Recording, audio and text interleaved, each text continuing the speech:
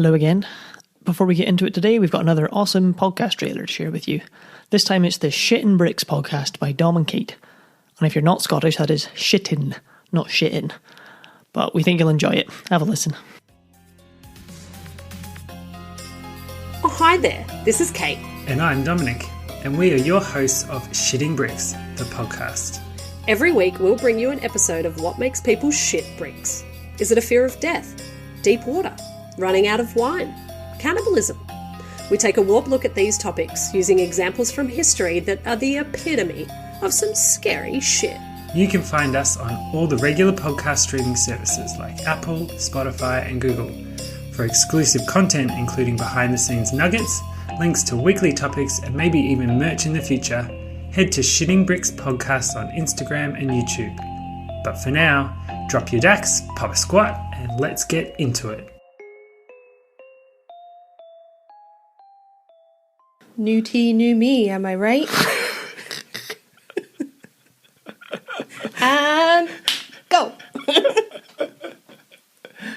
Got me, you son of a bitch. Yes, we're back again. Episode 2 of the Fairies mini-series.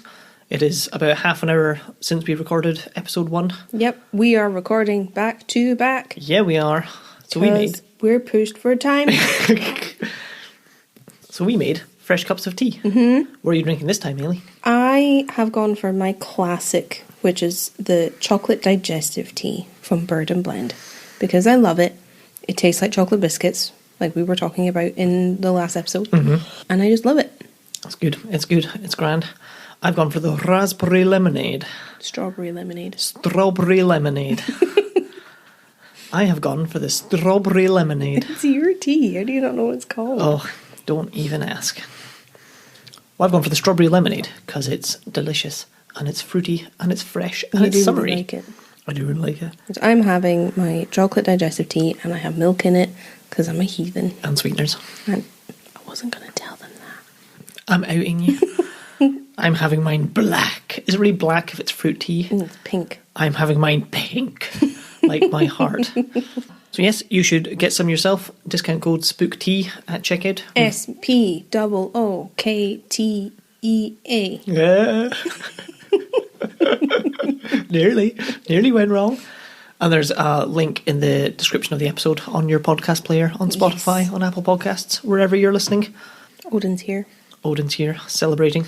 We don't usually have him in for main series stuff. No, he's matured a lot since we started. He's not quite as much of a head case. I'm speaking. No, he doesn't bark on command. That's how you know he's here. Oh, he's giving me a big cuddle. Oh, that's nice. It's quite nice having him here for main episode stuff. Yeah. That's nice, him being a good boy. Yeah. It's strange. He was just cuddling my chair. Even for recording episode 1, he was just lying beside me. Mm-hmm. He started dreaming and like screaming at one point, but yipping. He's fine. He's trying to give me his paw. Oh, that's nice of him. While I'm petting his leg. So he's just hiking his leg up and he can't put his paw into my hand. Take it and give me a biscuit. Maybe he's being affectionate because we just had a bacon sandwich. Oh, maybe. That does help, doesn't it? It's like the fancy version of a ham sandwich. Yep. Yeah, I've leveled up.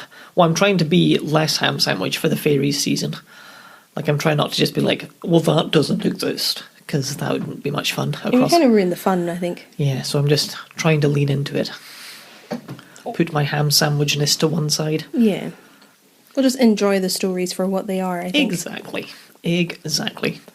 And you should come hang out on Patreon, if you're not on Patreon. Yes, we talked a bit about it last episode. Lots of cool stuff going on there. We do, and it's a real joy to create content for Patreon. Yes, we love it. A very good time. Everyone's so lovely. It's really nice. Get your buns to Patreon. Do it. Just search for Generally Spooky Podcast, yep. And you'll see our logo. I'm pretty sure if you just Google Generally Spooky Patreon, it comes up. That probably comes up. I think I've tried that before just to keep things simple. Yeah. I'm pretty sure it pops up. Or there's a link down below. And if you're watching on YouTube and things, I always have all the links over there. Yes. Hopefully to make things as easy as possible. Yes, it's just the audio on YouTube. We do not film ourselves because I don't think I'd be able to concentrate. Yeah, be too self-conscious. We've only just got used to recording our voices, I think. Yeah. Well, we had brownies last time. I wanted to get a brownie before we started this, but as we said, we're pushed for time. I know, we don't have any. I know. And also a brownie living in the loft would be pleasant, but I don't really know where you'd get one of those. There are a lot of weeds. They could weed the garden very effectively. But we can't ask them to. No, I'm just saying that would be great. That would be great though, wouldn't it? I really hope that if you have listened to episode 1 already, you enjoyed it. Because this whole mini-series is very different for us. It's very different to be focusing purely on folklore and legend rather than history. So I hope you're enjoying it. I'm enjoying it. Are you enjoying it? I'm having a good time. You like it? And that was pretty much all we wanted when we started this. I'm like, well, as long as we're having a good time, then that's fine. It's just different. Yes. I think I'm scared because it's different. But this episode, we're getting a little bit darker. Yes. We're amping it up. Just a little bit. We're going kind of gradual. A little bit. Continuing our descent into the dark and spooky of Scottish fairy lore. Because the brownies last episode are generally kind, generally nice. Apart from that one murderer. Not generally spooky. Not generally spooky. Although it would be a bit spooky, waking up and having all your housework done. Yes, but not generally, just a little bit. That's true. That's the difference.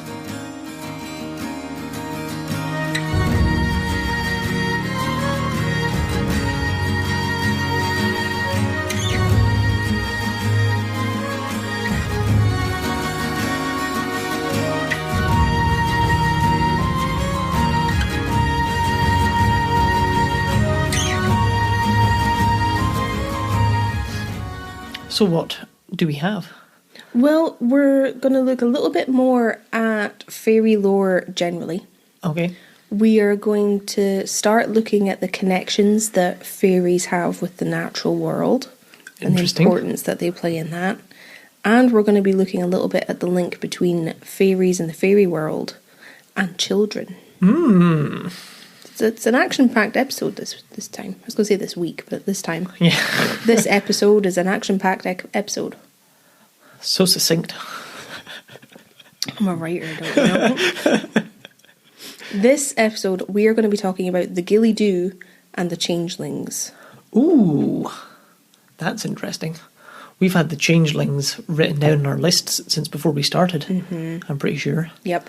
And they're the whole reason that this miniseries exists, because I started out last season wanting to have an episode on Changeling lore, and it just got too big. So now that I can include it as part of a wider series on fairies, it's easier. Thank you, Changelings. You won't say that later once we talk about them. No, that's fair. I think my only reference to Changelings are there is a movie came out which had a trailer about some woman whose daughter came back, and she was all like, that's not my daughter, even though it was her daughter. It was a boy, but... Oh, that's not my son, and it was her son. Did it have the woman from Pirates of the Caribbean in it? No, Angelina Jolie was in that movie. Oh, well... it's called The Changeling. Ah, well, there you go. But I never saw the movie, just the advert. That movie is based on something that actually happened. Really? A woman's son went missing, and she went to the police, obviously. Good. And this boy was picked up a few states over, I think. She was in California, I think. He was in a different state. They picked him up and he said, yeah, like, that's my name, that's my mum. I need to come home. So they took him home to his mum, and it took her a few days, but she realised that that wasn't her son. And then the police didn't believe her. So it started this huge, big argument between her and the police, her trying to say it's not my son, you need to find my son, he's still missing. They forced her to go into an asylum. The police inspector, sorry, whoever it was over there, like basically called her like a fool to her face, said she was an idiot, she didn't know anything, she's a terrible mother because she doesn't even know her own boy, this and that. And then the boy finally admitted that he wasn't her son. Really? That's mental. He wanted to go to LA because he wanted to like see the movies and see cowboys, because he was only 11, 10. That's bizarre. So he wasn't her son. The police were wrong. He just looked like him. Yeah. Crazy. And then I think he was the police chief at the time. I can't remember. He was suspended. He wasn't fired. And then she sued him for what he had done to her, forcing her into an asylum, and then he didn't have to pay the money. Oh. And they never found her son. That's mental. Well, that's not what we're talking about today. How did you have so much knowledge on that ready to go? I read. Oh, that's a movie. I read. No, I found out about it initially because BuzzFeed Unsolved did an episode on him. Oh. And I can't remember the name. Can't remember off the top of my head. Well, I hope you enjoyed that little sidetrack, because I thoroughly enjoyed that. That was super interesting. Mental. Well, what are we talking about? The Ghillie Dhu and Changelings. Yes. So you've heard of Changelings before. Have you ever heard of the Ghillie Dhu? No, I don't think so. That I'm excited to tell you. I think you're going to like that legend. Yeah. I know Dhu is black in Gairloch. And Ghillie, it can be a job title. This might be a different Ghillie. It's related. A Ghillie's like a sort of gamekeeper on an estate. It's going to be interesting. But like I said, before we get into those, I want to talk a little bit generally about fairy lore. The do's and the don'ts. Because this just seems like a good moment. Yep. I didn't really know where to wedge it in, so we're going to talk about it now. So here it is. Ha! Because I'm hoping it'll make more sense with what we discuss later. If you have an understanding of how people felt about fairies and how they held their beliefs and the things they believed in, I think it will make what happens later make more sense. Okay, sounds good. Is what I'm thinking anyway. Yeah. We're just here for a chat. We're having a We'll good see how time. it goes. We have a nice cup of tea. So, fairies in Scottish lore anyway, and I think pretty widely, are interwoven with nature. They're really closely linked with the natural world. Yep. And it doesn't take you long to figure this out if you just look at place names across Scotland. Oh, yeah. Because so many of them are linked to fairies that once you start seeing them, you can't stop. Ooh. So obviously there's places you know, like the fairy pools in Skye. That's the first one that came to my head. Duh. But once you start looking at Gaelic place names, you'll spot even more. There's places like Glen Shee, Shehallion, Shean Dhu, and Shean Slua. All of these have names related to the Gaelic word she, which means fairy. Interesting. Glen Shee translates to fairy glen. Shehallion is the fairy hill of the Caledonians. Shean Dhu, black fairy hill, that's in Skye, obviously. And Shean Slua, which is fairy hill of the host. Now, we talked about Slua as one of the possible names for the wild hunt over on Patreon. We did. So if you're enjoying these fairy episodes, there's an extra episode about the wild hunt over on Patreon. Yes. Is she... I've lost already. Shehallion. Is there like a beer named after that? It's all one word? Yeah. Oh, okay, I know that. SCHIEHALLION. Yes. And I think I'm pronouncing it right, but you can pronounce on me if I'm not. That's okay. I'll take it. Dunno. Couldn't say. That is your right as the listener, that Yep. if I say things wrong, you can pile on me and it's fine. Yeah, just like when you're reading a book and you see a typo and you're just like, oh, there's a typo. It's okay. I can take it. I do that with typos. So these names are all over the place. And they come from this idea that at one time, every hill, every stream, every valley, every mountain had a fairy or fairies associated with it. It was their home, they protected it, and it was a special place. Which meant that you had to be careful how you conducted yourself in these places. Otherwise the fairies might come down on you. Seems fair. Seems reasonable. It's interesting, it's even woven into like identity of place. Yeah. Which is wild. It's really bizarre to think of like, oh, like how do I get to such and such a place? Well, you go down to the fairy stream, cross the fairy bridge, past the big fairy rock, through the fairy forest, over the fairy hill, and you're there. Yeah. But you know, you have to do it properly. You can't just go. Yeah. Upright in this one, crawling in that one, duck under the bridge 3 times, then cross it. Well, even in Inverness, we've talked about this before, there's a hill in the middle of town called the Fairy Hill. Yes. And it's got Tom Nahuric Cemetery at the base of it. And it was once surrounded or bound in iron. Well, it is. There's the fence and the gate. It was once predicted that it would be bound in iron. By The Brandseer. You remembered. Yeah, and walking tours go around the hill today and everything as the Fairy Hill, with people talking about the fairies and the traditions that come from there. So it's very present. Yeah. And if we look back through history in Scotland, people really believed that fairies, or the good folk, the fair folk, as they preferred to be known, were everywhere. And you had to be respectful of them, or they could cause you real, genuine harm. They were something to be scared of. And I think, I don't know if I can get it across strongly enough how much people genuinely believed in fairies. Yeah, it's hard for me as a ham sandwich to imagine the actual fear, like the raw fear people would have had. The very genuine, strange. Of having, like, wrath come down upon them. Yeah, nobody wants to be wrathed at. And they lived parallel to humans, invisibly, and usually underground. If you wandered around fairy homes, you might hear music or laughter from below the ground, which may sound cool to some people, but to me that sounds like a nightmare. I think it sounds cool until it actually happened to you. And then you'd be terrified. Now, if you were hearing that from underground, Yeah. I can't really imagine how you would feel. Especially because in my head it's a really creepy, like, la, la, la, la, la. Well, fairies were known for their love of music and dancing and, like, revelry. So I think, to me, it sounds more like Ceilidh dancing, but it's underground, so it's creepy. Yes. This, I just remembered, when we were reading Reddit's Ghost Stories, our Christmas special, one of the ones I read was about some people who walked past and looked into a field and there was this big, like, feast and dance happening. And you said, that might be the fairy folk. We might talk about them one day. And here we are. All these months later. Yep. Feels like a lifetime ago. Now, the reason you didn't want to piss fairies off was partly because they were seen as the balance of good and evil. They weren't really invested in human lives. Oh, okay. They were above them or uninterested in them. I saw a really interesting article that explained it better than I could, that fairies are like the natural world in that respect.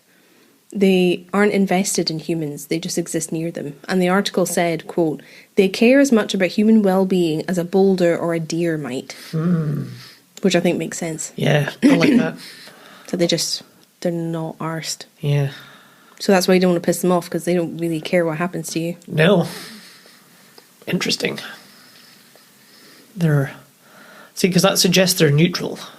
But if you piss them off and they kill you, or wrath upon you, that suggests they're more towards evil. Well, there are two courts that a fairy might belong to. Okay. Which is related to that subject. We talked about it in our Patreon episode on the Wild Hunt. But there's the Seelie Court and the Unseelie Court. Yes. The Seelie Court are the ones that are just kind of unbothered. Leaning more towards, like, possibly helpful. Like, they might help you out if you're in a pinch. But mainly because it suits what they're doing and they don't mind. They don't feel an obligation to. And if it's a fairy from the Seelie Court that you've pissed off, they might tell you that you've done something stupid to offend them and then give you the chance to make it up to them. Okay. Before they rain hell down on you. That's very reasonable. I appreciate that. And, like, they might do you favours, they might come to you if they need help, that kind of thing. Brownies would be part of the Seelie Court. Yes. They're helpful, they're kind, but they'll make you sorry if you're unworthy or cruel to them. Yeah. And then there's the Unseelie Court. And it's when you meet one of them that shit hits the fan. Fairies from the Unseelie Court won't let you know if you've messed up. They might not even let you mess up in the first place, because they might just be out to get you from the off. Because they want to, even if you've done nothing to them. Far darker than the Seelie Court. Well, that's not so good. Sort of savoury and unsavoury. Well, to a point, but neither of them are, like, the good fairy from Wizard of Oz, you know? No, that's true. Strange. You have the court that will tolerate you and the court that won't. Yeah. You know? It's hard to throw out everything I think I know about fairies in the Tinkerbell sense. Oh, yeah? What is it that you have in your head currently that's being challenged? It's like the fairy godmother from Disney, Tinkerbell, that sort of fairy odd parents. Love that show. Yeah, which I think has come up before. Yeah, that's all like the good fairy. So for that to just not exist, because if there's a good fairy, there's a bad fairy. I think we can all agree that that's a fair narrative. But for there to be a bad fairy and a middling fairy, but no good fairy, is just it's tough to come to terms with. You're a bit despairing. Yeah, like, oh no. Well, yeah, well, that's why people were afraid of them. It's not, you don't really want to meet them. Just because you don't know what's going to happen. No, you just stay well away. Yeesh. What's interesting is that fairies from the Unseelie court Oh. have been linked with witches and witchcraft for a long time. And it ties in with the old view of witchcraft being an evil thing. Oh, yeah. Because from what I understand, witchcraft isn't that. It's being in touch with nature. But in the old view, thinking like our witchcraft episodes, witch trial time, the Unseelie court were associated with witches, and quite often they would work together to cause harm. Oh, that rings a bell. You might have mentioned that at the time. Interesting. I'm with you. Now, if you're on the wrong side of a fairy, any fairy, they might cause you physical harm. They might make your crops fail, your livestock die. They might abduct you into the fairy world forever, because this was a parallel world where they existed. Oh, no. Fairy world or fairyland, as it's been called historically. They might take away your sight or make you really ill, curdle milk, allure you into bogs so that you drown, and they might even steal your children, which we'll look at more later. That's not so good. I feel stealing children is where we're going to go in this episode. Yes. Oh, no. But you know, those are some pretty bad outcomes. It's no half measure, you know? I mean, you don't want any of those things. Yeah. Especially when you compare, I'm not sure if you could even compare them, but the Icelandic Christmas trolls. Oh, yeah. And you know, it's like the sausage snaffler who steals your sausages. I can't remember what the other ones are. Oh, the door creaker who will come in and creak your doors. You know, like all of them are on that kind of theme. Kind of harmless. Yeah, which is like, it's quite annoying, but it'd be fine compared to, I don't know, someone biting your leg. But then Icelandic people believe in elves, which are a very similar creature to Scottish fairies. Yeah. Because they live in rocks and in the natural world and can't be disturbed. I've been thinking about that a lot, about that road that was relocated because it was going to go over a fairy rock. Exactly. So they have a similar thing. Yeah. And a lot of cultures do. This isn't unique to Scotland by any means. No. But, yeah, it's interesting seeing it translate. Yeah. But I've been trying not to go into other countries' fairies since there's a wide enough spread in Scotland. I mean, if you have ideas, please say them. Luckily, there are some traditional methods you can use to protect yourself from fairies. Good. Not all is lost. There are some things you can do. Fairies don't like iron. Oh, yep. They're afraid of it. It burns them if they touch it, which is something that you get in Terry Pratchett. It comes up. So doing things like nailing a horseshoe above your door, Ah, yes. which is something I've been trying to do for ages, because my granny always had a little horseshoe above the door. I don't know if you've seen... I think the one... Oh, she's changed the doors, actually. They might not be there anymore. But I remember when she put them up, they were just little horseshoes. And she had one at the front and back. And these would protect your home from fairies, because they wouldn't enter a door that had iron above it. Very nice, very nice. So if you've seen people who have that, that's where it comes from. Yeah. If it's easier, you could do something like keep a thimble or a fishing hook in your pocket. I see, I wondered. I was thinking carrying a horseshoe around would be very cumbersome. But I like that. A wee thimble. That'd be gentler than a fish hook.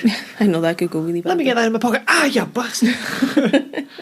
So yeah, then you'd always have something to ward the fairies away from yourself if you were out and about. Yep, I like it. I like it. Rowan has also been seen as a plant of protection. So you could plant this in your garden or carry a sprig of it with you, make something out of the wood like, of the plant, and that would protect you from fairies.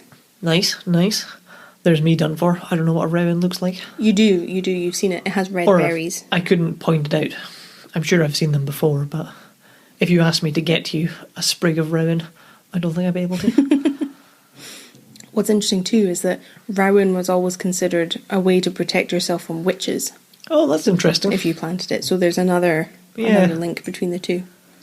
I was going to say because witches must have seemed unnatural, but fairies are entirely natural from what you've said. But unnaturally so. Weird. So would you like to hear some do's and don'ts for interacting with fairies, Kieran? Yes, please. So that you know how to conduct yourself. I am ill prepared. I don't have any iron on me right now. Or copper. Does that help? No. Here we go. You aren't supposed to let them hear you refer to them as fairies. which I mentioned in the last episode. Yep. Names like the good folk, the fair folk, people of peace, all better alternatives than just calling them fairies. Yep. But for the sake of these episodes to be clear, I have taken that upon myself. Yes, and we decided to say Macbeth in the episode where he came up. So. Well, you're not on stage, Well, so it's that's okay. true. That's when you can't say Macbeth. You should always be polite to a fairy. You should never be rude, and be respectful above all things. I'm never rude to anyone, so that works out fine to me. And you should always be honest, because if you lie to a fairy, they will always know. Did their nose get longer? Yours might. Oh, maybe that's someone else. You shouldn't wear the colour green, Oh, yep, you said that one. which is a problem because I'm currently wearing the colour green quite a lot, And saying the word fairies over and over and again. it's my favourite colour. But green is considered their colour, which makes sense with everything we've said about their ties to nature, that they associate greatly with the colour green. Yep. I like it. Now, I got some conflicting information about what to do with gifts from fairies. So these could be things that you come across when you're out in your garden or near your windows and doors that are naturally occurring but don't really belong there. So things that are sitting in an odd place. Things that they don't seem quite right. Okay. It's difficult to describe without having an example. but Yeah. Things like an interesting coloured stone or something sitting on your windowsill. Yeah. That is natural but shouldn't be there. That kind of thing. This could be something the fairies have left for you. But opinions on both sides of this debate are surprisingly heated from what I saw. Some people are super firm that you should absolutely never take these gifts.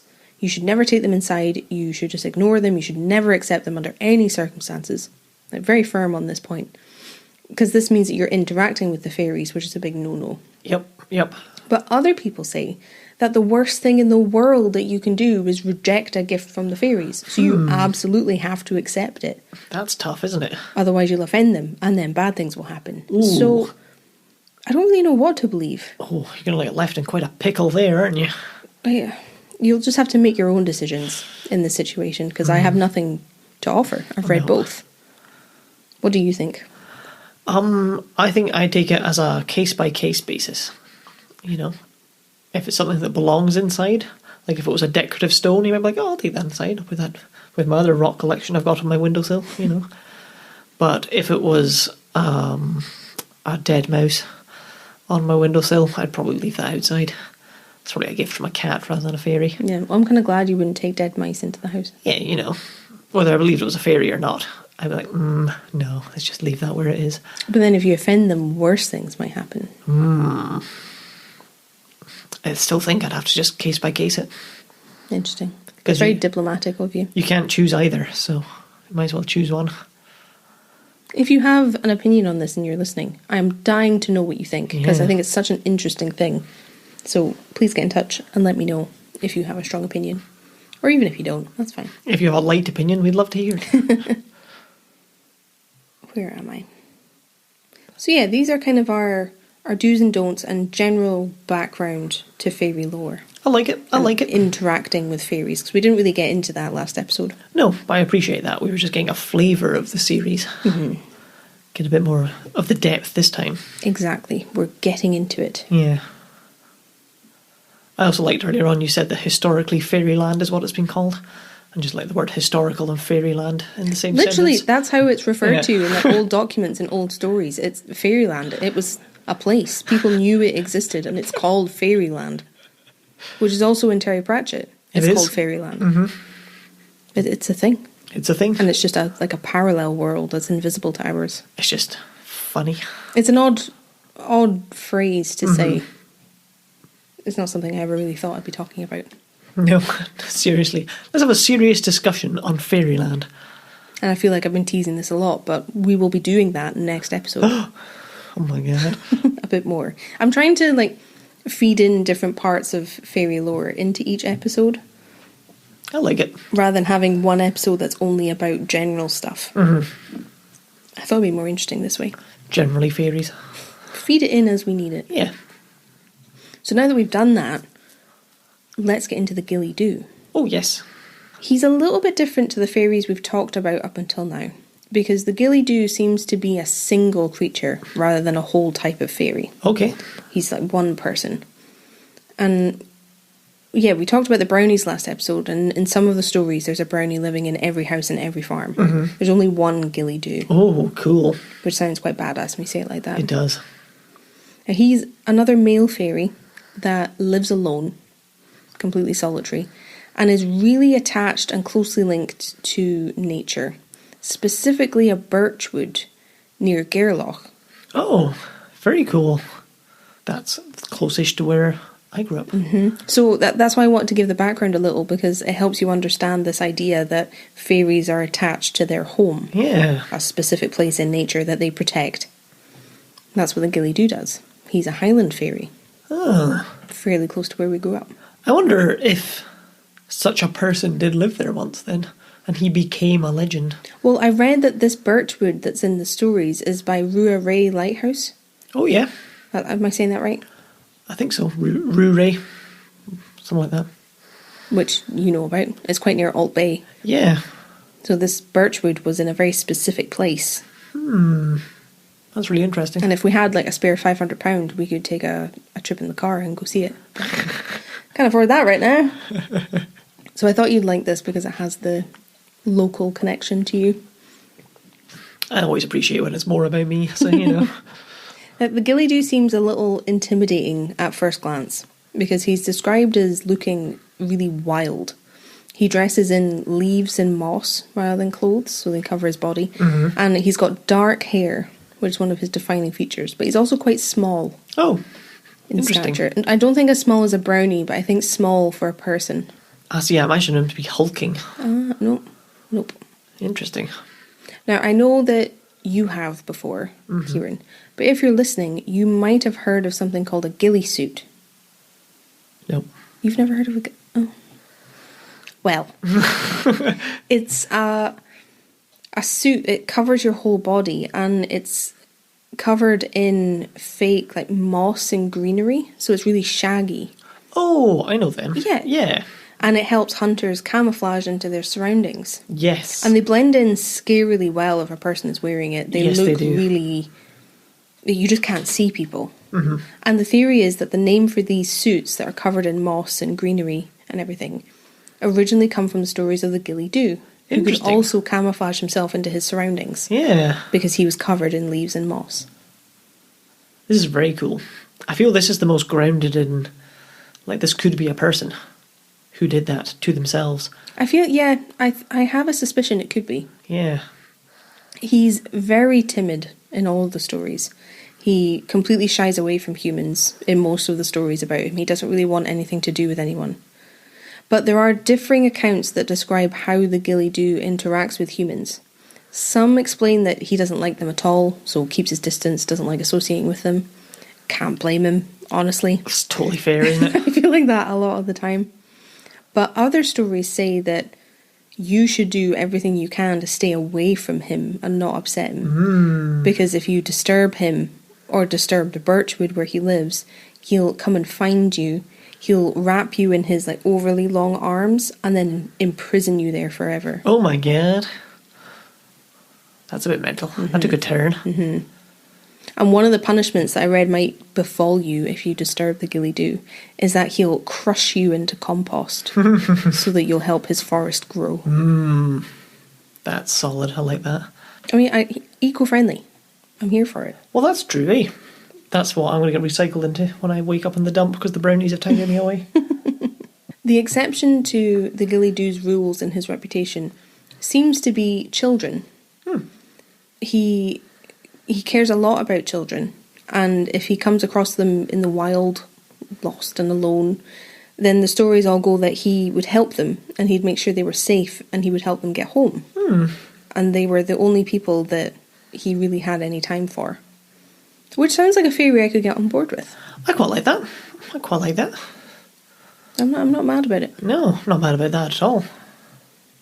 It's reminding me of how the story could come about, of a book I read about running, Born to Run, where the guy's trying to find out why running is so bad for him, because he's broken his knee, or not broken, but he's ruined his knees and his hips, He's like, but people are meant to run. Like, this is a normal process. What's happened?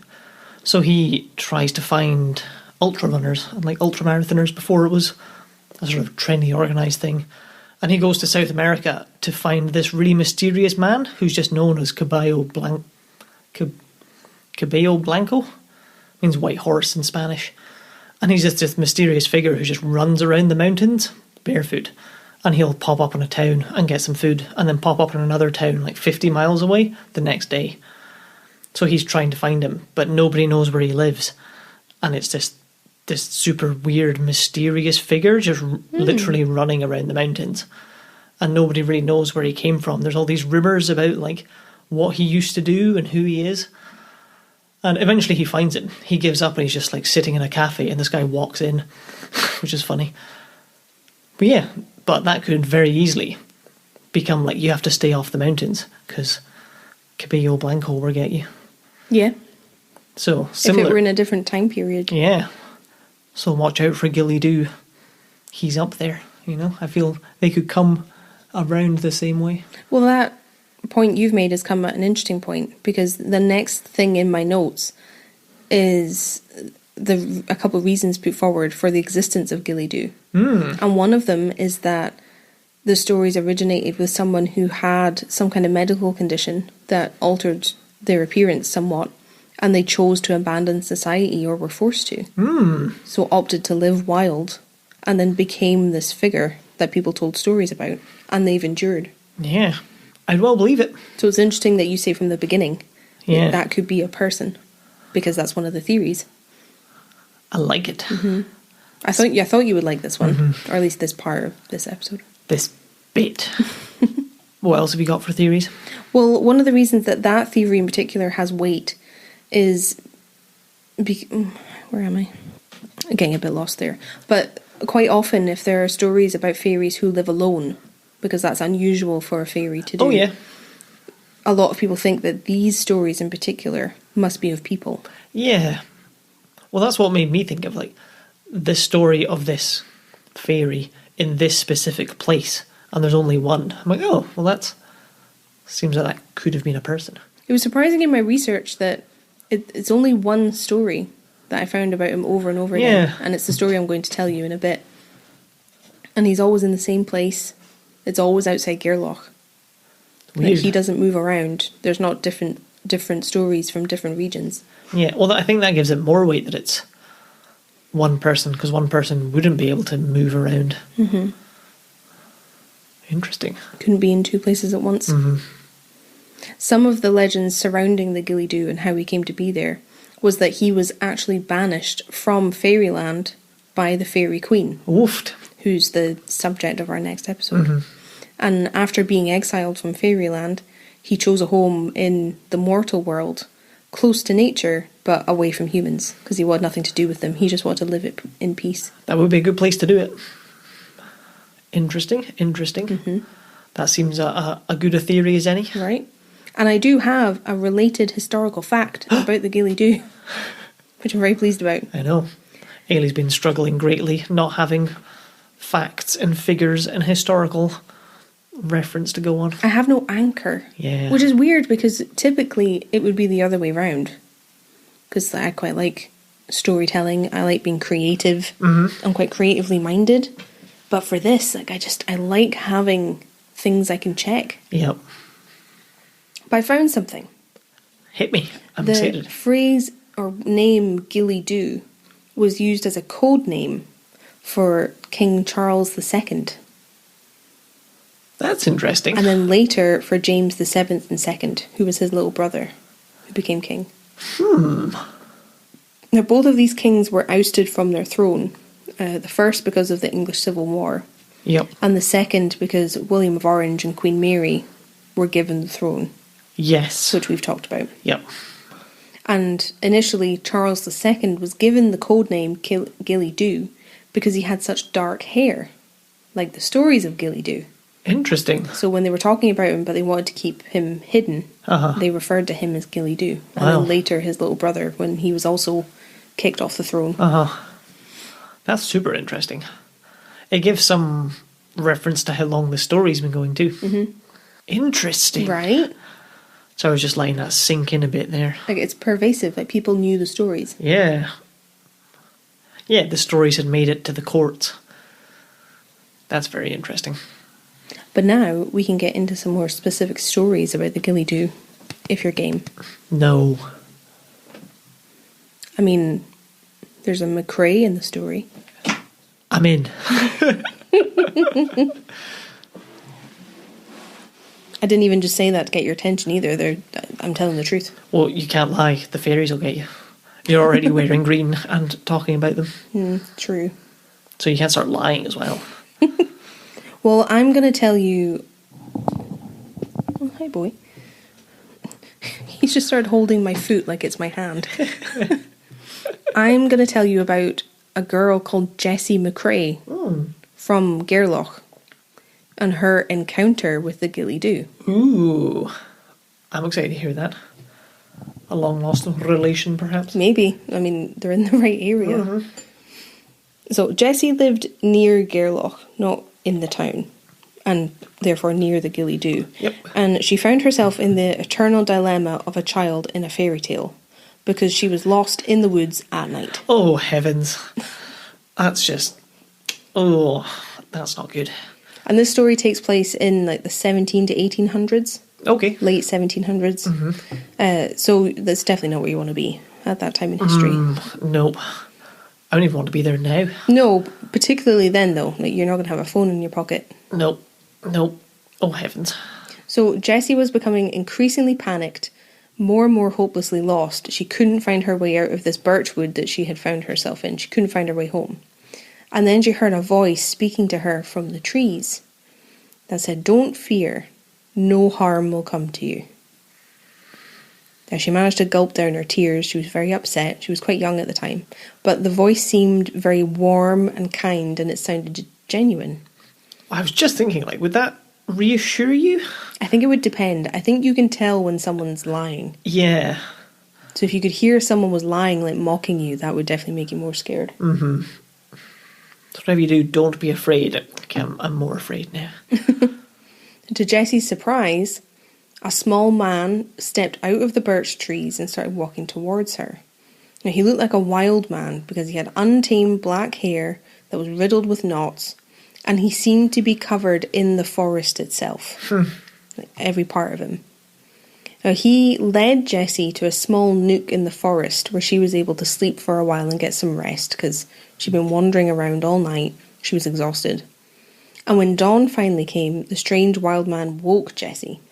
And she shook all the leaves off her clothes and she took the man's hand. And he didn't say much other than to talk to her about the forest, which she realised that he loved a great deal. He took her on a winding path through the trees, following the tracks that only the deer knew, until eventually they reached the other side, and Jessie could see her house in the distance, along with the houses of her neighbours. Very nice. It was at this point that the man dropped her hand, gave her a bow, and disappeared back into the trees, as if he was never there. Jessie was confused, but she wasn't scared, because he had brought her home, he'd rescued her, when she could have caught hypothermia, or gotten even more lost than she was to start with.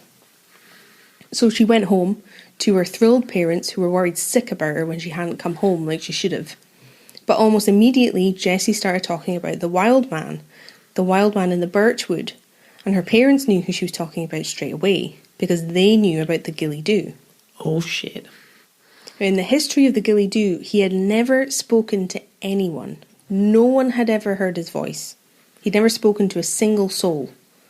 But for that child specifically that he'd protected and saved, he'd made an exception. Wow. That's pretty damn cool.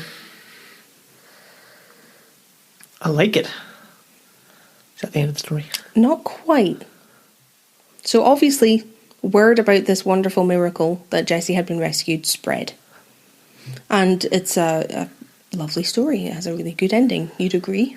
I think so, and that's nice. Well, word spread to the big house of Gairloch Estate, the home of Sir Hector Mackenzie, who is a real person.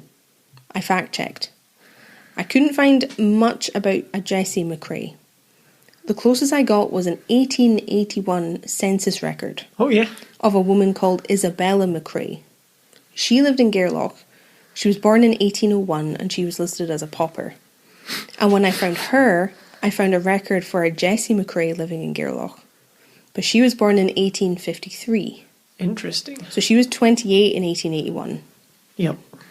And she's listed as an unemployed servant. But being born in 1853, for this Jessie, puts her in the wrong era for when Hector Mackenzie was about. Ah. So she's still not quite right. But Jessie's a fairly common name, so maybe there was another one. That's more information than I thought there'd be. Because Hector was born in 1758. Okay. And he died in 1826. So there's a 30-year gap between when he dies and this Jessie was born. Got you. So it's an inconsistency, but this is what I was able to find. Yes. I thought I'd bring it up. I like it. But back to the story, Hector, who is a real person, brought several of the local landowners from the area together after hearing what happened to Jessie. Mm-hmm. And they decided to all set out and hunt for the Ghillie Dhu. Naturally. They heard about this sweet, caring creature who saves children and decided to hunt him down. Yep, that sounds like the gentry. Yeah. However, no matter how long they searched, how long they hunted for him, they never found the Ghillie Dhu. He's too foxy. Well, that's cool. In one version of the story, written by a woman called Patricia Monaghan, the Ghillie Dhu was never seen ever again after meeting Jessie McCrae. Assumedly because he was hunted down for it. Yeah, I mean, that's the thanks you get, isn't it? But what do you think about this story? It's really cool. I really like it. I'm just curious. I'm curious by it because it seems fairly believable that could have happened. I'm kind of entranced by it because I think it happened. Yeah. I would believe it. I would believe it. I'm not sure if I do believe it, but... Well, I would believe that there was a man who took her home. Yes. That's... Like, I believe that happened. Yeah. That's crazy, though. Mm-hmm. He's a little bit Tom Bombadil-esque from Lord of the Rings. Yeah. Or kind of like the Green Man. He's quite a big figure in British folklore, English folklore. Curious. It's interesting, isn't it? It is interesting. My interest has been piqued. We've talked about this before, though, that this is your sweet spot between being entirely believable and entirely unbelievable. Yeah. And that's where you thrive, I think, because you can't wrangle both. No, my brain tries to put them together and it can't quite do it. Because you can't believe something unbelievable. No, but you do, so you struggle with it. We'll have a headache by the end of the episode, we'll know why. I looked into the Mackenzies of Gairloch, since Sir Hector Mackenzie, he was the head honcho. And I discovered that when the Highland clearances were happening in the 1800s, which we haven't talked about on the podcast, but basically tenants were forced off their land to make way for sheep because it was more profitable. Hector Mackenzie and his sons who came after refused to evict a single tenant from any of their land. That's nice. They didn't evict anyone, even though it meant that the Gairloch estate was running at a loss. Wow. Now, I'm not going to applaud them for doing the decent thing, because it was people's homes. But when you compare it to what other landowners did at that time, it's pretty stellar. Yeah, I'm going to applaud them for it. Like, that would have been hard to refuse when everyone else was doing it. Like, that's not easy, even though it is the right thing to do. Good job. Yeah. And this is one of the reasons that the community in Gairloch survived better than a lot of the places nearby, because there wasn't a huge exodus from Gairloch like there had been in other places. I've never really known anywhere near a Gairloch. It's just in my head quite by itself out there. So that's interesting. And the community survived in part because people who were kicked off other estates came to Gairloch because they knew they'd be safe. Yeah. So it's not strictly related to the story, but when I found that out, I thought it was really interesting. I think that's really interesting. Especially given that it's quite near where we grew up. Yep. A shame he has a propensity to hunt down mythical beings, but, you know. Yeah. Some good things, some bad things. But you know, like him and his sons doing that, it didn't happen often. Nope, that's fair play. That is fair play. So I thought I would say it. Mm-hmm. I would like to do an episode on the clearances, but I have it in my head kind of like our Culloden episode that's going to be an epic. Yeah, be a biggie. Did you manage to finish the Culloden episode, listeners? Oh, I know. It was a bit of a beast. Managed? I'm super proud of it. Oh, it's so And it's good. our most popular episode. Yep. Which is wild. But yeah, hope you've made it through. Anyway, that's the Ghillie Dhu. That's all of the information and stories I have about him, because it's really only that story. There aren't any others. Crazy. And he's just known for his care of his wood and protecting kids. I like it. I can get on board with this guy. He knows what's up. But the reason that I bring him up in this episode is because we're about to talk about fairies that are pretty much his polar opposite. I did wonder why he was brought up now. Yeah. I was like, oh, this is all very pleasant, but that's not what changelings are, from what I believe. No. So is it time for a change of topic? A big one. I'm breaking you in slowly. I appreciate it. I'm a delicate soul. So yeah, we're going to be talking about changelings. If there are McRae's being snatched, I don't want to know about it. No, there's not anything that specific, I don't think. From what I remember, anyway. We'll find out. I think the only McRae is in the story of the Ghillie Dhu. Yay. Which was actually part of what made me more convinced that it was real, because there were McRaes living in that area at that time. Yeah, it's a good, correct detail to have, compared to in the last episode, that castle that doesn't exist. Tulloch Glen? Tullochgorum, I think. Gorm. Tullochgorum. Oh, so close. So close. You were close. I mean, it was 2 hours ago. You'd think I'd remember, but still. So, changelings. Changelings. This is going to be unpleasant. I'm just putting it out there now. We're getting darker. One of the things that comes up in a lot of legends about fairies generally is that they steal children. So this is what makes the Ghillie Dhu kind of special, because he was looking after children. Most fairies want to steal babies and children. What for? Well, there seem to be a few different theories and reasons. But the fairies that are most often blamed for stealing children are called trows. A specific type of fairy. Okay. They are unpleasant, widely considered to be grotesque looking, and are basically known for the tricks they would pull on humans. And usually they live underground in these big mounds where they hoard treasure. Oh, interesting. And even with the promise of all the treasure inside, I don't think it'd be worth it to try and sneak into a fairy mound. I think it's a bad idea. Not a good idea at all. Yeah, I was just curious, because if they're sort of neutral and not a part, like, would they do it just to be dicks as revenge? Well, no, I have a couple of reasons. So trows are widely considered to be ugly and horrible. Like, one of the nicknames they have is Trencher Face, which is not good. That's not good at all. And they do the usual fairy thing. They only come out at night, because all the best ghouls and goblins only come out at night. It's true. It's true. But one of the problems that trows face is that their young are very sickly and very frail. Interesting. And they can also be really difficult, unruly, and badly behaved. Even though I don't really believe you get a badly behaved baby, because it's a baby. They're just behaving. Well, they're just being babies. Yeah.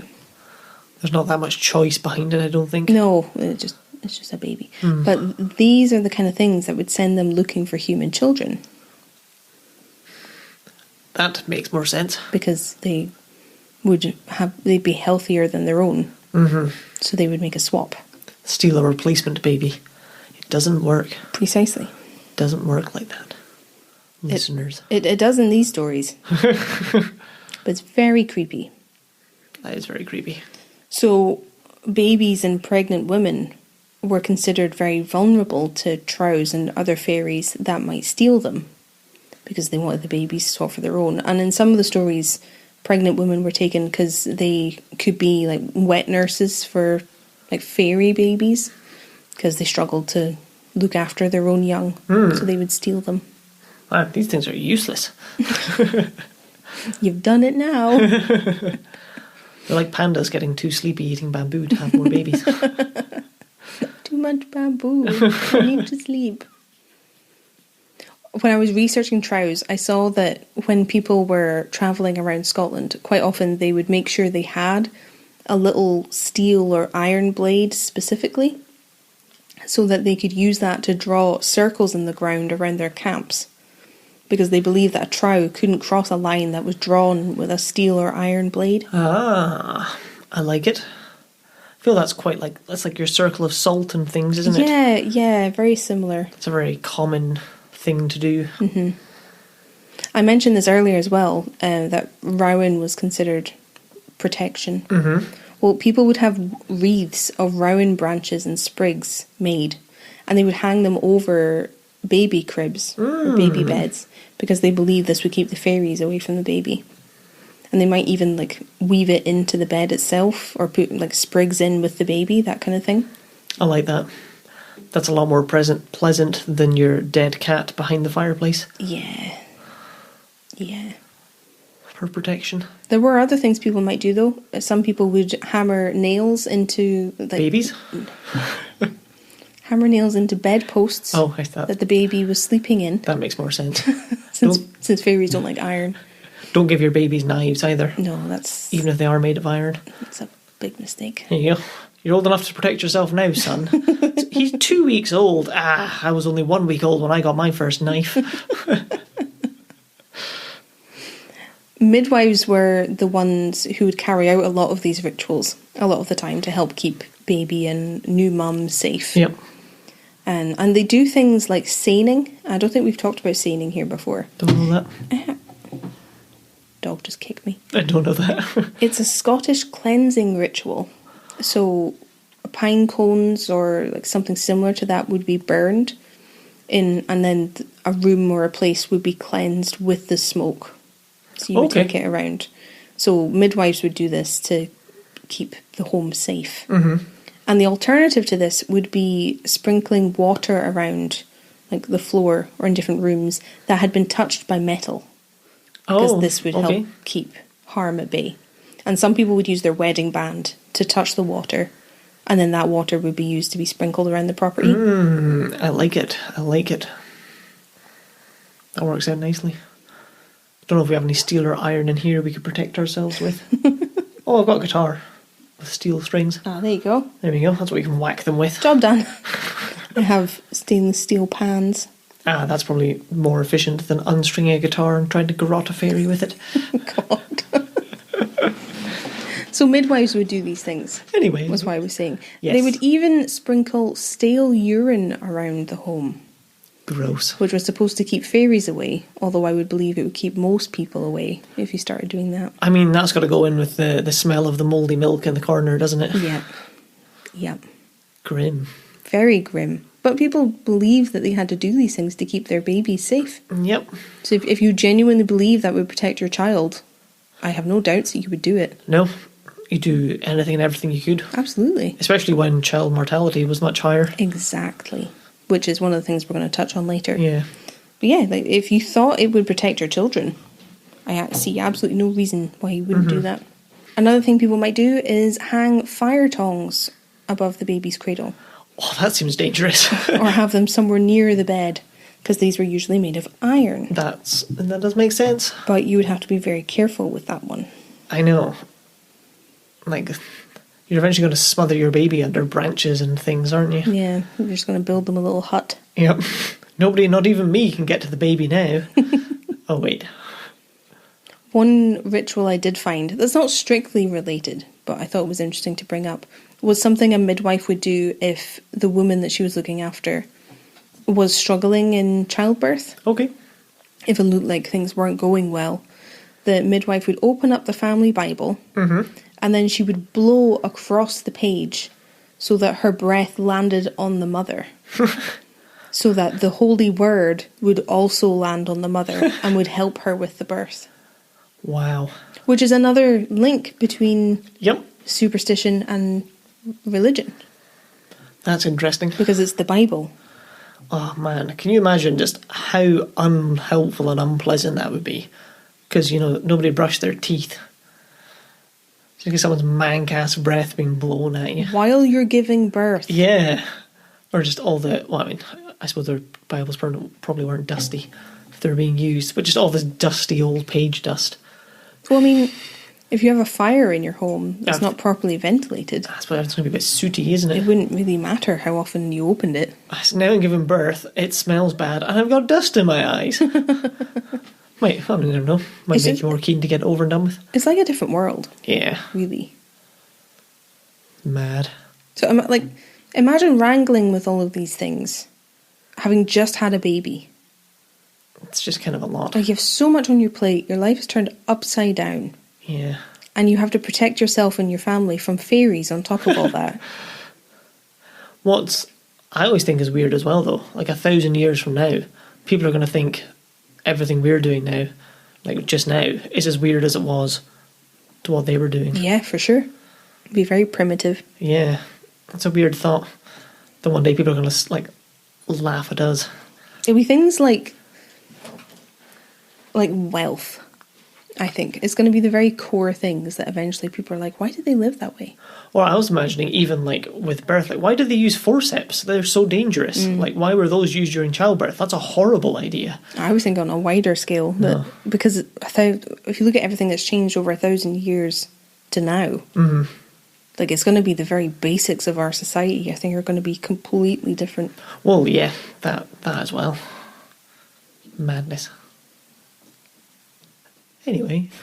One tradition I saw that was from Ireland, actually, suggested that a baby was vulnerable to being taken by the fairies until they sneezed for the first time. Now, you laugh, but what do you say when someone sneezes? Bless you. Right?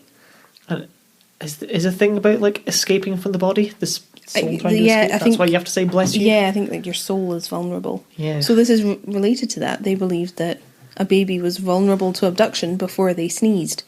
So parents would hold pepper under their baby's nose to make them sneeze, so then they'd be safe. Quick, get the Bible. We have to make the baby sneeze. Oh, thank God he's safe. Well, that's an odd one. Another one was that your baby was vulnerable to the fairies until they were baptised. I mean, that makes sense. But once they were baptised, they couldn't be taken. Oh no, I think I could still be taken. Oh no. There's another overlap. Yeah. That being a Christian keeps you safe. Or like embracing Christianity keeps you safe. Weird. I hope this is all making sense. I hope you're able to follow what I'm saying. I mean, I can follow what you're saying, but it definitely doesn't make sense to hold pepper under your baby's nose to make them sneeze so fairies don't take him away. It makes sense to me. It's a very simple thing to do. Straightforward, straight up and down. But people were genuinely afraid of their children being taken away because it was something to be really afraid of. Because if you were taken away to fairyland, time passed differently there and you might never come home. And parents were deathly afraid of losing their children to the fairies. So this is why they would go to such lengths to try and keep them safe. It does make sense. Like, with the fear, it's just that thing we said in the last episode about trying to comprehend the real fear is difficult. Yeah. And for some people, I don't want to say took this further because it wasn't a conscious decision, but there were people who really believed that this had happened to them. Oh, wow. They believed that their children were taken by the fairies. And they had been left with a fairy child instead, which is the changeling. Here we go. It's coming around. There's the changelings. Your eyes got so wide. It's happening. When the T hits. Yeah, like some people believe that this happened. And there were certain signs that they would look for in their children that would confirm to them that this wasn't their baby, this was a changeling baby. And there were things like sticking their tongue out, blowing raspberries, appearing or acting older than they really are, unnaturally large appetite, so you'd be a goner. I've been a goner on every count so far. Constantly crying or shrieking, unnaturally large size, the ability to play music or enjoy music, drinking whiskey, which would be a pretty big giveaway, if I'm honest, being sickly or deformed, unnaturally active. Oh, that's all worrying. Do you see where I'm going? Yes. Basically, if they're a baby, apart from the whiskey drinking, or a baby through child. Oh no. I'm just imagining a lot of this coming from like a super old great grandmother in the corner who can like barely see and is just gone a bit loony. But like, there's no way that's a child. They've been taken by the fairies. Like, yes, Gran, don't worry, Gran. We'll take care of it, Gran. Well, it's a shame, but all of these things, apart from drinking whiskey and playing music, I guess, but they're all things that babies do. Well, yeah. But they might be things that a difficult baby does. Yeah. And some of these might happen if a baby is born with a specific condition or medical issue. Mm-hmm. That might make them look different. But this wasn't understood. No. So the parents would take this to mean something else. That'd be hard. It's just sad, isn't it? Well, it's why talking about changelings is kind of a bummer, because inevitably you end up talking about society at large when you talk about changelings. Mm-hmm. Because usually it's because parents couldn't look after their children, or they didn't understand the reason for a child's poor health, or for them behaving differently than they felt they should. Yeah. But it was a way for them to blame what their child had on something else that wasn't the child or them. It was, it's the fairies. This isn't my child. This is a fairy child. My child is fine and safe. Yeah. Or not safe, but like fine and well. This isn't my child. One day my child will come back. Mm-hmm. God, it would drive you bananas. Like, actually insane. Mm-hmm. And remember, people are afraid of fairies. Yeah. You have one in your home. You might be scared of this child. That's a weird thought as well, isn't it? Because it's not human. This isn't my baby. My baby's been taken away because my baby never did these things. Just sad. So if parents had a child that was particularly sick or particularly difficult, suspicion would start rising that this wasn't their child, this was a changeling. And in some instances, it was neighbours and relatives that might think this, and they might intervene with methods that we'll get into. So even if the parents didn't think it, other people would be watching. Oh no. And they might think it's a changeling baby. Oh God. Imagine the mob coming to take away your child because they believe your child's a changeling. They wouldn't just take it away. Well, just for a start, taking it away. Things were far worse than just taking children away, because one of the things that you had to do if you believed you had a changeling child was to try and make life so miserable for the changeling that they would go back to fairyland and your child would come home. Oh no. Oh no. Yeah. And some of these were pretty extreme. Doesn't surprise me at this point. Yeah. Hit me. One of the methods was to set the bed on fire. Oh my God. Because it was a changeling, the belief was that it would jump out of the bed and run away. And I'm being fully serious, that's a thing that happened. It's very much like checking for witches again, isn't it? Mm-hmm. Big time. Oh, if they stay there and burn to death, they were probably not. Wait, what? Oh my God. Some parents would go for the less extreme option and just tell the changeling that their real home was on fire, in the hope that that would make them jump up and leave. In Shetland, the practice was to sprinkle earth on the floor and then sweep it out of the house with the baby. No. Oh God. Yep. And one set of instructions said to put horse dung on a griddle or a shovel, put the griddle or the shovel onto the fire, and then put the changeling on the griddle or the shovel. Because they believed that the changeling would jump up out of the chimney, go back to fairyland, and then give them their baby back. Well, you're going to feel silly when that doesn't work, aren't you? I don't even know what to say to that. Right? It's just horrendous. That's how much they believed in this. Well, I was thinking you'd feel silly after, but maybe you wouldn't.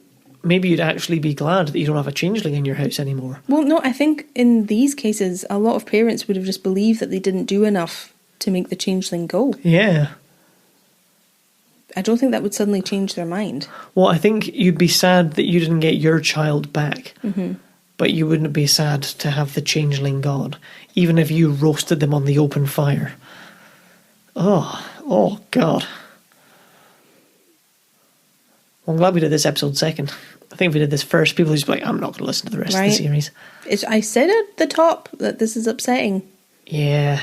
I said it from the beginning. Well, I'm upset.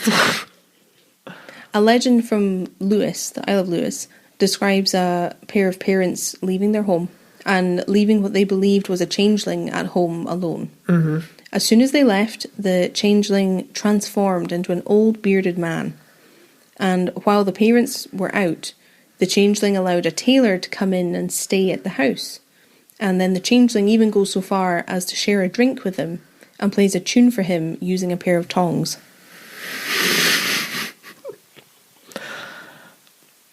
Is there more to that story?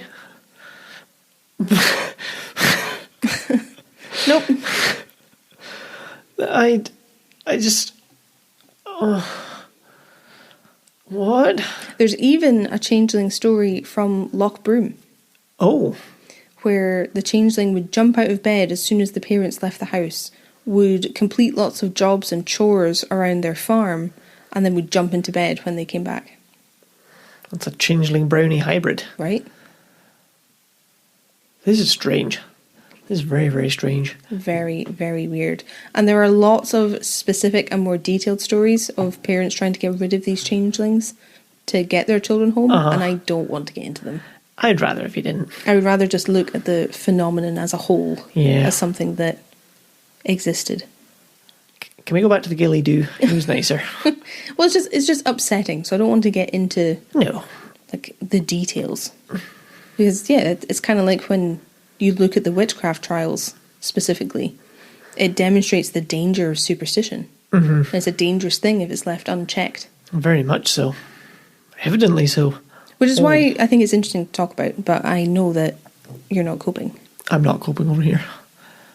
So unfortunately, this whole superstition about changeling children would sometimes stop parents from bonding with their children, because if they believed they were changelings and didn't just appreciate that their child was different and needed more care, they wouldn't form an attachment because that's not their child. Yeah. Because it was easier to believe that your child was somewhere else and happy and healthy than appreciate that this is your child and they're not well. Yeah. Especially if they're perfectly well and just sitting there blowing raspberries at you. Yeah. I read in one article that was interesting that explained how a child with developmental or medical issues could have a really big impact on how a family coped and survived in the past. Because if a member of the family couldn't contribute to the labour and the work that needed to be done, that could sink the whole ship, basically. Crazy. If you had a member of the family that needed the care, they weren't contributing, which I don't believe in, but just this was the issue. And then if they needed someone to take care of them all the time, that person couldn't get things done and couldn't work, which could be the difference between eating and not eating. Yeah, it's crazy how much lives were always on the edge of destruction. Which I think is why fairy stories exist. Yeah. Oh my God. There was another article who explained, or it's just a quote that I really like, because it's easy to be very judgmental of these parents who did these things. And the article said, hard as it is now to credit, parents in such cases very probably felt just as distraught as the modern mothers and fathers making television appeals about their missing or abducted children. That's true. Because they'd lost their children. Yeah. This wasn't their child, they lost their child. Yeah, it's weird. So they weren't doing it just to be cruel. No. They're trying to get their child back. It's so hard to try and relate, try and imagine, and put yourself in that position. Mental. Yeah.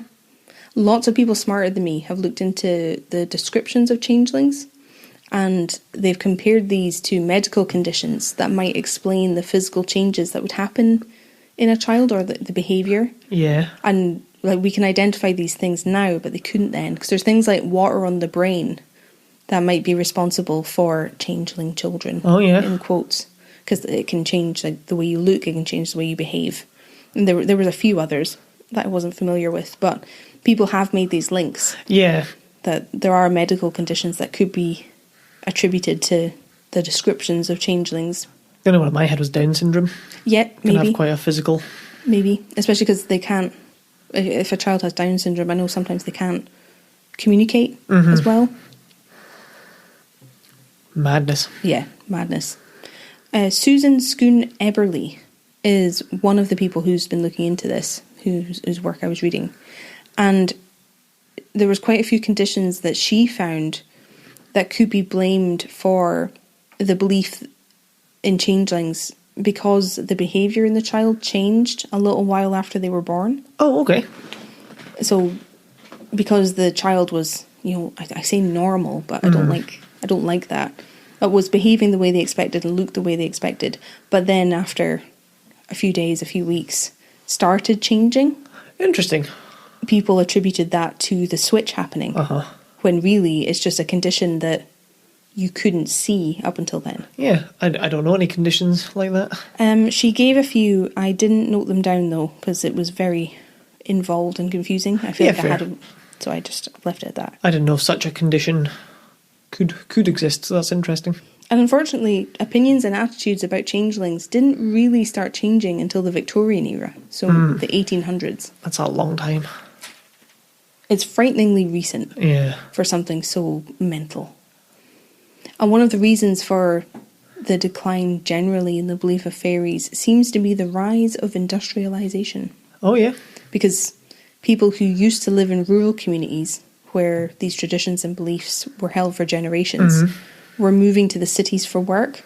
So these traditions were being lost because people were moving on. Well, in one of the few cases, I'm glad. Yeah. I'm often sad to hear of these old traditions being lost. And this one's fine. This one can be lost. Yeah, that one can be gone. That one can be gone forever. Let's keep that going. So it's interesting that there's this correlation because this is when attitudes towards changelings started changing too. And what's interesting, if you think about things like the clearances and the world wars, which came later, there was a pretty big departure of people from small Scottish communities, especially Gaelic communities. A lot of them just didn't exist anymore. Yeah. So the belief systems got lost because people left or died. And it all just kind of ties into this wider belief in fairies and how life moves on. Strange, isn't it? It is. This is why I think when you look at changelings, you look at society. Because Yeah. it's all interconnected. Well, yes. So the fairies weren't to be crossed, basically. Not to be trusted. They were a threat. Something to be very genuinely afraid of. Yep. And we're going to be talking a bit more about Fairyland in the next episode, like I said. Because it was also considered a real place. Yep. And I bring this up because I want to finish on a slightly cheerier note. Oh, that sounds good to me. Yes, please. Well, I know it's a bummer, but it happened. It is what it is. a thing. And this, I guess the story is a little bit of a cheat because it comes from Donegal in Ireland, not Scotland. But there's a huge overlap and connection between Scottish and Irish folklore because they usually have a common Celtic background. Yep. So I'm counting it because we need something to cheer us up at the end of this. It counts. It's 1909. And imagine you were reading a newspaper called the Preston Herald, which was an English newspaper. There's an article in there about a woman called Annie McIntyre. Now, Annie was having some issues collecting her pension because she didn't have any documentation proving when she was born. So she couldn't prove how old she was, which is kind of a problem because whether you get your pension or not is dictated entirely by how old you are. So it's kind of important. She was pressed for some kind of proof and she was brought before, was it the Pensions Committee? Yes. The Pensions Committee. Because they wanted to help her, but they needed something. So she told them, "I do not know the number of my years, but I remember being stolen by the wee people on Halloween night, 1839. So the committee are stunned. She went on and she gave them the full story, everything she could remember. And this is that story. Wow, it's very Isabel Gowdy. I like it. She was only a baby at the time, but Annie remembered being taken by the fairies from her home into the forest nearby. And it was only by luck that her brother was walking home nearby and heard all of the laughing and the music and the dancing from the trees. And he knew that he wasn't supposed to, but he was so overcome with curiosity that he had to sneak over and see what was going on. And he did. He peered through everything, and he immediately saw the baby lying in the grass in the middle of it all, and recognised her straight away as his little sister. Oh no. So he knew he had to do something, because this was a fairy dance, this was fairy music. She was going to be taken away forever if he didn't do anything. Mm-hmm. Now, he had a Bible with him in his pocket, which was the only thing he had that would be remotely helpful when dealing with fairies. But he knew he had to act now. So he ran into the fairy circle, into the trees, yelling as loudly as he could, shaking his arms around, and he threw the Bible at them. Nice. Which made them scatter. And he scooped up Annie and he ran. And he took Annie all the way back home. That's good work. Right? Good brother. Yeah. He told his parents what he had seen, and he had the baby to prove that she was in the woods. And they believed him because they'd been in a panic over their missing baby. Yeah. So the family took Annie to their church to try and get some advice on what they could do to stop the fairies coming back for her. So it was decided by the church ministers and the family that Annie would not be included in the church book, which was what recorded births. Oh. Because they thought if they did this, then the fairies would forget about her and it would be like she wasn't really there. They wouldn't come back for her. And all of this led to Annie not having any documentation of her birth to go and collect her pension. Well, dang. So in the end, the pension committee heard her story, they agreed to her request, and they granted her her pension. Oh, good. I was hoping they would. If I heard that, I'd be like, yeah, fair enough, let's go with that. Isn't that wild? That is wild. That's absolutely wild. I thought it would be a nice one to end on. That is. I quite enjoy ending on a story. But those are the stories of the Ghillie Dhu and the Changelings. Dang. Well, changelings are terrifying. Yeah. In the essence of them being fairies and people's response to them. Yeah. I'm here for the Ghillie Dhu.